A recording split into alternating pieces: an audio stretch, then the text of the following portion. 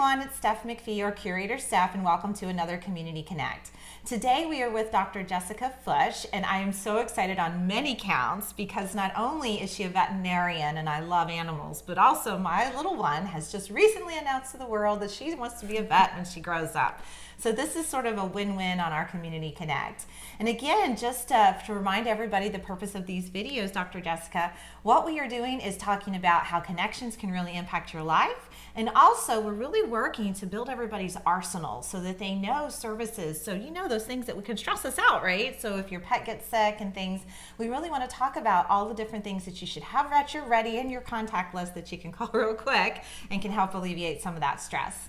So let's start with getting to know you. So why don't you just tell us a little bit about yourself? Hi, Steph. Thank you so much for having me. I've really enjoyed getting to know you over these last few months. And I'm excited to finally meet the wee McPhee and talk to her all about being a veterinarian because it is a great career. And there are some things that you want to think about before you make that choice, of course, but we won't talk to her about that at 4. We'll wait until she's older. But I have always loved animals. It's like one of those very cliche things that I said I wanted to be a veterinarian when I was 2 years old. And oh, so see, it is possible, right? Yeah. So my mom really says that is the way it was, and I just stuck to that all my life. I had a short period of time in high school when I was doing professional dressage riding that I thought maybe I would be a dressage rider, but that just didn't. It just didn't give me the science that I love. I just really, really geek out on all the science stuff. I'm actually reading a book right now on nutrigenomics for dogs. Oh, and, wow. Oh, it's just funny when I tell people that, some people are like, oh, okay. Oh yeah, that sounds like a great book. I only know because you've made it exciting for me the times I've talked to you, so it actually is kind of cool. It is really exciting. But it's just funny when your friends ask you, what are you reading? And then you say that, and they're like, oh, like a textbook? Like, that's what you, Actually, it's the best way to fall asleep if you want to study something. If you're ever trying to know. But I have 3 kids. They're all boys. I have an almost 3-year-old, a 4-year-old, and a 10-year-old. They keep me really busy. I am happily married to my husband, Brian Fusch, who owns Need a Truck, and it's a moving company, which I think you already need that, but that's something else you need to definitely have on your list. Oh, absolutely. You need one big thing moved or your whole house, whatever. So we are both very entrepreneurial. Love St. Augustine, just absolutely adore it. It's definitely our home base for sure. Mm-hmm. It's just really such a lovely family community, and I'm really excited to be building this community even more and getting to know more people and having those connections that you talk about. And our BNI chapter together has really helped me with that and helped him with that as well. And I just didn't know how important it was to be intentional about that. Yeah. I didn't know that. And it's something that I want to share with veterinary students. That's another thing that I want to do in my life is kind of help them, because I just had no idea how important networking was. Mm-hmm. But it's really more than networking. So that's why I like how you describe it. It's like curating connections, because it feels good. Yeah. Whereas networking sometimes feels scary and icky and weird and overwhelming, you just have too much, this huge network. And something you have to do. Whereas curating connections and actually being intentional about it for your business is so important. Yeah. And I'm just excited to learn more about that from you. Oh, that's awesome. Well, let's talk a little bit about your business, because even though I am not a pet owner, because I live in a condo, I love pets, and we know it'll definitely, I guess, as my daughter told me the other day, Mommy, since I'm going to be a vet, we're going to have to get a pet one day, right? Like, we're just going to have to. I got to get prepared here. You are going to have to. Yeah. But let's talk about your business, because I myself had no idea that someone like you existed, and I just think it's so phenomenal. So tell us about your business. Yeah. So Key Veterinary Care is a house call veterinary practice. So I don't do surgery and x-rays, but everything else that could possibly need to be done, I do. I can do blood work, exams, and fix a lot of things right there in the house, right at that moment, prescribe medications, do vaccines, a lot of things. I also do acupuncture, which is a great adjunct to help with many, many conditions. Allergies, ear infections, a lot of things that happen very commonly here in Florida, I can manage right there in your home, and you don't have to take them anywhere. So it's very, very good for people who are elderly and have a hard time getting out of the house. People who are just very, very busy, especially if they work from home. They value time as money, and they can just be working while I'm coming. People who have very large dogs that have a really hard time getting them into a vehicle somewhere, especially as they get elderly. People who have cats, because that's always a hard time getting them into a vehicle. Catching them. Pretty much putting the cat in the cat box is always hard. I mean, it's so rare that the cat does that willingly, and that's just almost dangerous for people, actually. So any cats, it's just really helpful, and it's just a lot less stressful for the pets. A lot of pets have anxiety around going to the vet, aggressive dogs. And then when it comes to end-of-life stuff and geriatric care, it really is just so much nicer for them to have their hospice and euthanasia in their own space with the people they love, and not have a clinical thing at the end. And then people don't have to leave, and they can just, go and be alone for a minute, or have a glass of wine, or whatever it is that they need to do. And they don't have to drive. And I just worry about people crying, and then they're driving. And so a lot of things like that are so much better at home. It's just so much easier at home. Benefits for me is that usually I get to see the dog food, the environment of the pet. Oh, wow. You know what I mean? So even if they don't remember what it is, I'm going to go look in the pantry. And so a lot of people have poured in the thing, and they have to throw away the bag.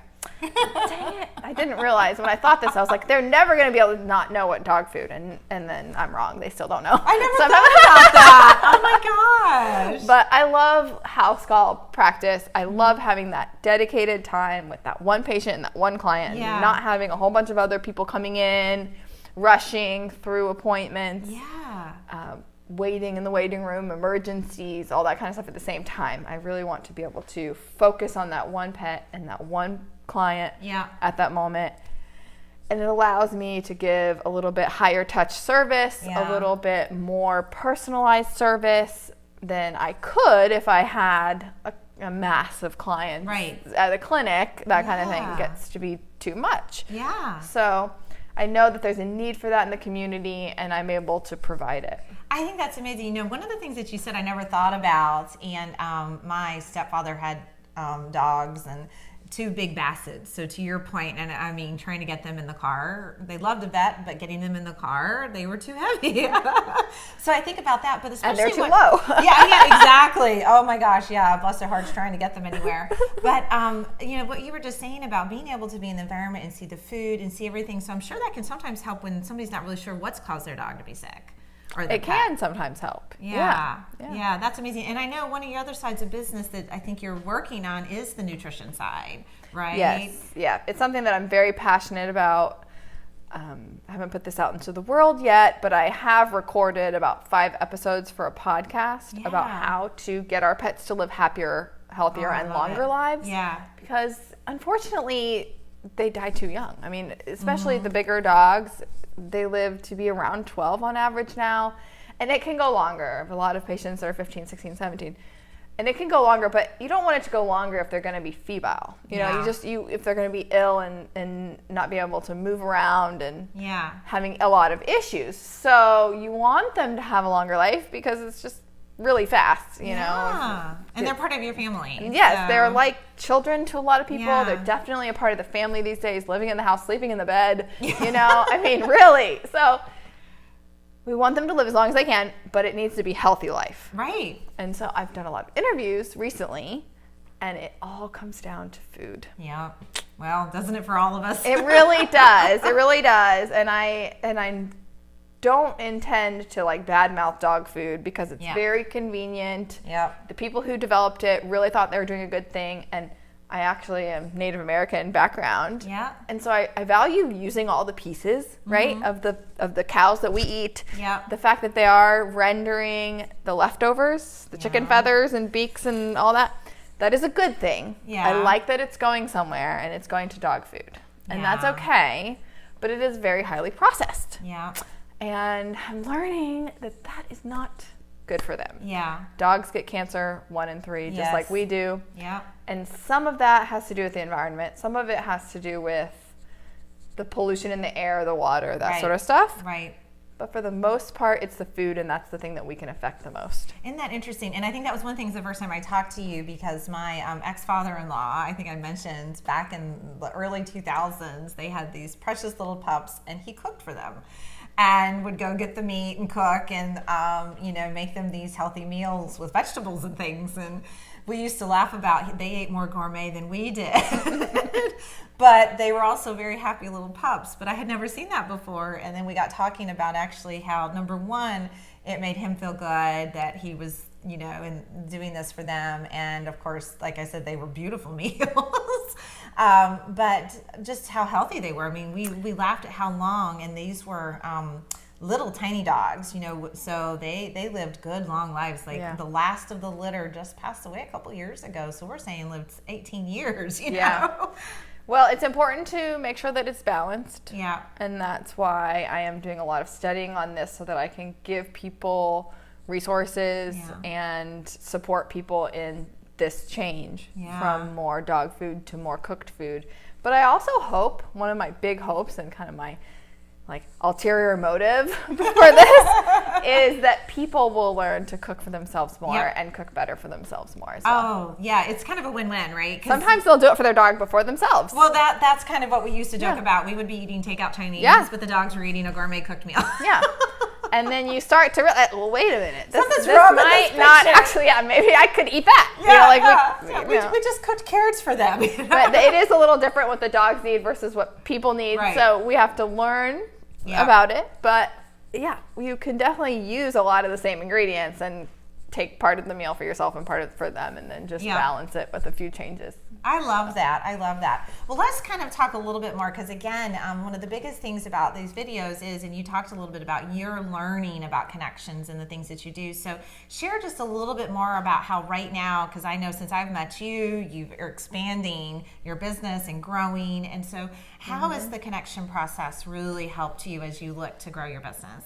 Well, it did, and I didn't know that it would. I mean, obviously, this is very, very new. I've just taken over Volano Mobile Vet because Dr. An Wen has decided to move to Fort Myers. He moved, and I knew him from school. Oh, wow. So he worked at the University of Florida in the veterinary hospital, in the veterinary school, and I did as well. Yeah. I was a technician in the large animal hospital, and he was in charge of biosecurity. So if there was any salmonella outbreaks, anything like that, he was the bad guy, actually, that would make us put on the full gear and make sure we don't spread germs. So we just really didn't want to see him. But we met, and we talked about how to keep the hospital clean and healthy. And then when I decided to kind of shift away from the mixed animal practice that I started out working at here in St. Augustine, I started doing some relief work, and he had kind of gone through that similar process from his first job, then relief work, and then he started house call. And I chatted with him about that. And so I did call him because he was very supportive and gave me some resources when I started doing relief work. And then when I decided that I was also going to do house calls, I was like, I'm just going to copy you. So when Dr. Wen decided to sell his house call practice, he called me, and I took it over, which is really excellent. And it's just funny how that works. Yeah. That is the most current, it's who you know kind of thing that has happened in my life. But I know there's just countless stories like that. Just a tip maybe somebody gave you that you're like, wow, if I hadn't heard that, things would have been gone a different way. I don't know that I have a lot of quotes. You know that I do. Oh, I know. I love all your quotes. I love quotes, and definitely the one that I was talking to you about earlier today is really important. I'm not sure where I heard it from, but that you need to stop worrying what the world needs, or trying to figure out what the world needs, and try and figure out what makes you come alive. Because what the world needs actually is people who have come alive. I love that. That one. And then the Marianne Williamson one about it's not actually our weaknesses or our faults that we're so, and I'm not going to quote it accurately, that we are, because it's a long one, that we're most afraid of, but it's our light. It's our greatness. We're afraid of our greatness. We are afraid. We think to ourselves, who am I to be gorgeous and beautiful and wonderful and, rich and all the things? Like we really dumb ourselves down a lot. Oh my gosh, that's and so that's true. a big one. Yeah, it's so funny. I actually heard that from a coach this year, and it was something that's up in Jacksonville, and I'd never thought that could be something for some people, but there's some people that actually are afraid of success. Like they're like, I might not deserve it. Right. What is coming to me? And so trying to get past that and then figuring out how you can turn that into whatever it is. And so she talked about, it put a area of when I reach the success, I'm going to do this, so that it makes you feel balanced if that's what you need. So I love that. I think there's one more that's really important for me to share. Yeah. And that is the very famous quote about how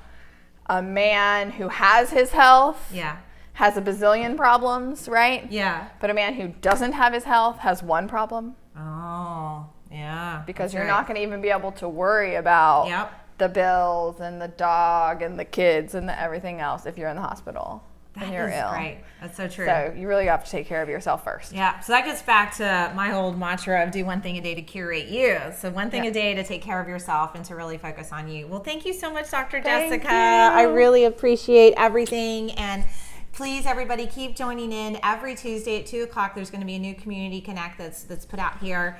And we're just so excited and so grateful to have an opportunity to share some of our wonderful leaders here in our community. And remember, do one thing a day to curate you. Bye, everybody.